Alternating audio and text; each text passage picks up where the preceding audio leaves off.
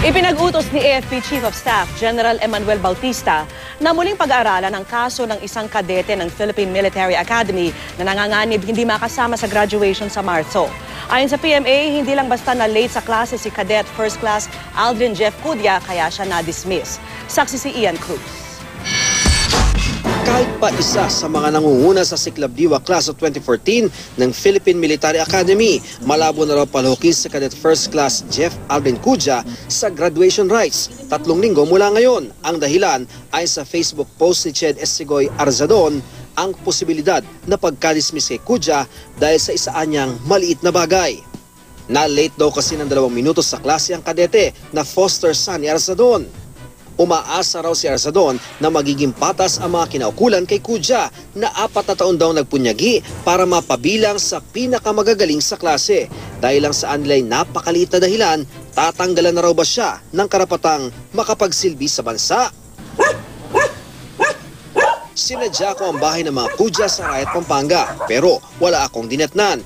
Ikinagulat naman ng mga kapitbahay ang posibilidad na madismiss ang kadete. Alam nila na yung anak nila gagraduate ng ganon with outstanding student. Pagkatapos ganon ang mangyayari. So, siyempre kami rin nalulungkot.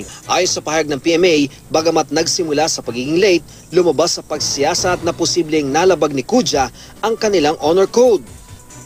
Gayunman, hindi dinetalye kung aling bahagi ang nalabag sa honor code na nagsasabing ang mga kadete ng PMA ay hindi nagsisinungaling, nandaraya, nagnanakaw o nangungonsinti ng mga gumagawa nito. Pero alinmang bahagi ang malabag, pagtiwalag sa PMA raw ang katapat. Ayon naman sa source ng GMA News mula sa AFP, nang mahuli sa klase noong November 2013, kasama ng 3 pang mista o kaklase, ikinatwiran ni Cudya na late na dismiss ang nauna nilang klase. Pero sabi ng 3 niyang kasama, sadya raw silang nagpaiwan matapos ang klase dahil may kailangan pa raw sila sa kanilang guro. Kaya sa botong 9-0 ng PMA Honor Committee, lumabas na nilabag ni Cudya ang honor code. Ayon pa sa source, posibleng pagpapanatili sa maganda niyang grado ang dahilan kung bakit hindi umano nagsabi ng totoo si Cudya. Naka-indefinite leave na siya habang hinihintay ang pinal na desisyon ng kaso. Nasa holding area dahil di na raw siya pwedeng bumalik sa kanilang barracks at anumang oras ay pwedeng umalis ng PMA. Ang mga dokumento kaugnay sa kaso ni Cudya ipinasa na sa AFP at pinag-aaralan ngayon.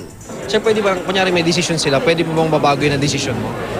Depende, we weigh the facts. At all levels, dadaan yan sa akin, sa SND, sa President. President ang ultimate decision because it was he who appointed the cadets.